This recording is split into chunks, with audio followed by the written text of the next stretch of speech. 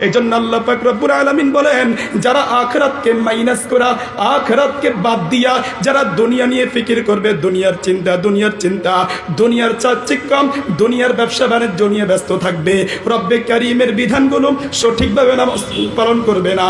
আল্লাহ পাক রব্বুল আলামিন বলেন, ওয়া আতারাল হায়াতাদ দুনিয়া ফাইন্নাল জাহিমা হিয়াল মাওয়া।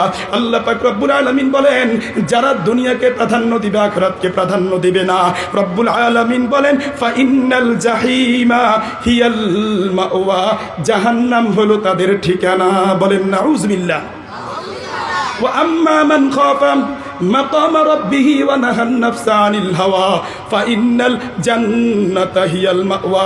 রব্বে কারীম বলেন, ও দুনিয়ার মানুষ, আর যার অন্তরে, যে ব্যক্তির অন্তরে আমি আল্লাহ পাকের ভয় আছে, যে ব্যক্তির অন্তরে জাহান্নামের ভয় আছে, যে ব্যক্তি জান্নাতের আশায় আমল করে, আল্লাহু আকবার, রব্বুল আলামিনের বিধানগুলোকে সঠিকভাবে পালন করে। ওয়া আম্মা মান খাফা মাকাম রাব্বিহি ওয়া নাহান নাফসা আনিল হাওয়া, আর খায়ের সাথে নফসানির পূজা করে না। নফস চায় গান বাজনা শুনতে, সে গান বাজনা শুনে না। নফস চায় আল্লাহু আকবার ইয়াবা সেবন করতে, সে ইয়াবা সেবন করে না। নফস চায় আড্ডাবাজি করবাল্লাই, গীবত করবাল্লাই, শাকায়াত করবাল্লাই, পরনিন্দা করবাল্লাই, কিন্তু সে পরনিন্দা করে না, গীবত করে না, সে শাকায়াত করে না। নফসের বিরুদ্ধে সে চলে। সব সময় রব্বুল আলামিনের স্মরণ তার অন্তরে থাকে।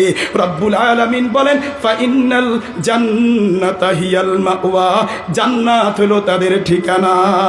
এই জন্য মুহতারাম হাজরিন, সাহাবায়ে কেরাম দুনিয়া বিমুখ ছিলেন। হযরত আবু যর গফারি রাদিয়াল্লাহু তাআলা আনহু দুনিয়া বিমুখ ছিলেন। মুহতারাম হাজরিন, এজন্য কই বলেছেন, হযরত আবু যর গফারি খাদেমে খায়রুল বাশার, হযরত আবু যর গফারি খাদেমে খায়রুল বাশার, খিদমতু মে জিंदगी ভর না বানায়া আপনা ঘর। হযরত আবু যর গফারি রাদিয়াল্লাহু তাআলা আনহু এমন একজন সাহাবী ছিলেন, সব সময় রাসূলের দরবারে পড়ে থাকতেন, রাসূলের খেদমত করতেন, ও রাসূলের জন্য পাগল পারা ছিলেন। মুহতারাম হাজির, নিজের ঘরটা পর্যন্ত বানান নাই। সাহাবাই